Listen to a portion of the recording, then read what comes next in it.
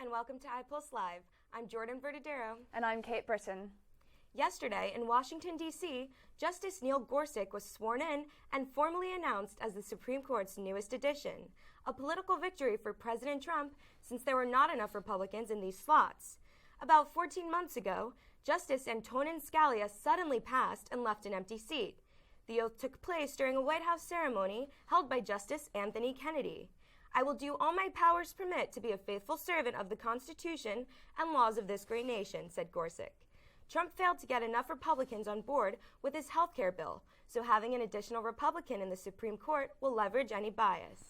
Foreign ministers from the group of 7 industrialized nations met on Monday at the centuries-old Ducal Palace in Italy to discuss a response to the deadly chemical attack in Syria that left 89 people dead. The 2-day meeting aimed at finding a unified approach to resolving the Syrian conflict before Mr. Tillerson now heads to Moscow. British Foreign Secretary Boris Johnson said ministers will be discussing the possibility of further sanctions, certainly on some of the Syrian military figures and indeed on some of the Russian military fighters, end quote.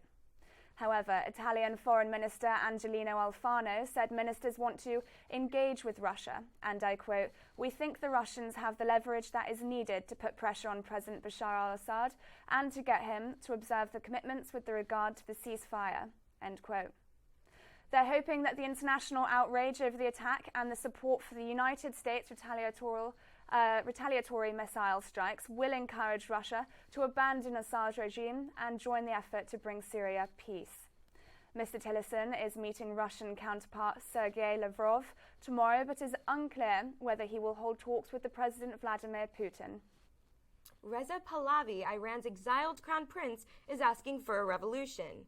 His name has become more popular after Trump came into office, since he promised a harder line against the Shiite power, and Pahlavi is ready to make changes, starting with replacing clerical rule with a parliamentary monarchy, incorporating human rights, and modernizing their economy, which is state-run.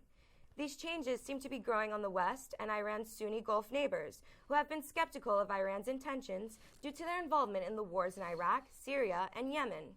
Make sure to pick up the newest edition of the iPulse tomorrow. And join us back here every Tuesday and Thursday at 1:15 right here on our YouTube page. I'm Kate Britten. And I'm Jordan Verdadeiro, and we'll see you Thursday. Have a lovely day.